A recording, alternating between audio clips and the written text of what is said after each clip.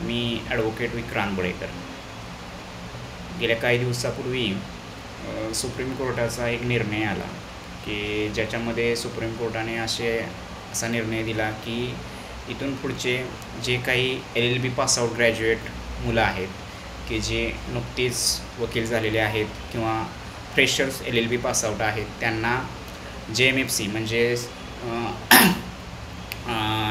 Junior division first class मॅजिस्ट्रेटची परीक्षा देण्यासाठी त्यांना 3 वर्ष किमान कोर्टामध्ये येऊन ॲज अ वकील म्हणून प्रॅक्टिस मॅन्डेटरी म्हणजे कंपल्सरी केलेली आहे. तर याच्यामध्ये जे नवीन मुलं आहेत, जे फ्रेशर लॉ ग्रॅज्युएट आहेत, नुकतीच LLB झालेले आहेत, त्यांच्या मनामध्ये खूप नैराश्य आहे, उदासीनता आहे, या सगळ्या गोष्टी आहेत आम्ही समजू शकतो.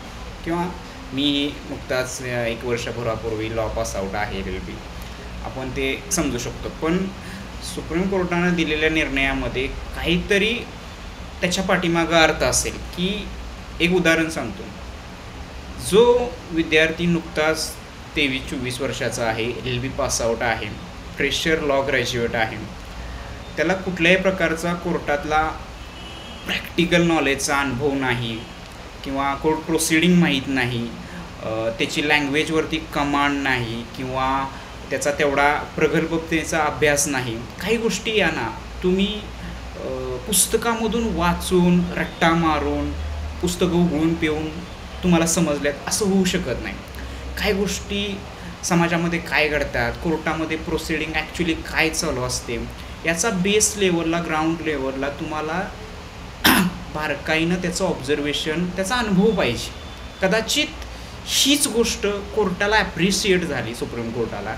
त्याच्यामुळं आणि बऱ्याच वकील बंधूंच्या अशा काही कमेंट्स कोर्टापर्यंत गेल्या असतील की बाबा नुकतेच ग्रॅज्युएट झालेल्या विद्यार्थ्यांना बाबा फ्रेशर्स जे मेंबर कोर्ट होत्यात किंवा जज होत्यात, त्यांना बाबा काही प्रॅक्टिकल नॉलेजचा अनुभव नसतील किंवा त्यांना फक्त थेरॅटिकल नॉलेज आहे, त्यांच्या ट्रेनिंगमध्ये एवढा त्यांचा बेस तयार झालेला नाही किंवा ॲज अ सिच्युएशन काही गोष्टी निर्णय हे व्यक्तीकडे बघून किंवा सिच्युएशन समजून घेऊन किंवा काही प्रिव्हियस अनुभवाचा आधार घेऊन, रेफरन्स घेऊन काही निर्णय कोर्टामध्ये घ्यावे लागतात. आणि फ्रेशर ग्रॅज्युएटांना तिथपर्यंत त्या कॅपॅसिटी लेवलला ते कदाचित फुल पेमेंट ते करू शकत नसतील. कदाचित हीच गोष्ट मेहरबान कोर्टाने, सुप्रीम कोर्टाने कन्सिडर करून नवीन ग्रॅज्युएटांना पूर्णपणे JMFC एक्झाम द्यायला डिनाय केलेला आहे, जजची एक्झाम द्यायला डिनाय केलेला आहे. त्यांना त्यासाठी 3 वर्ष मॅक्झिमम प्रॅक्टिस करावीच लागेल आणि जर डिस्ट्रिक्ट जज व्हायचं असेल तर त्यांना किमान 7 वर्षाची ॲज अ ॲडव्होकेट म्हणून प्रॅक्टिस ही करावीच लागेल.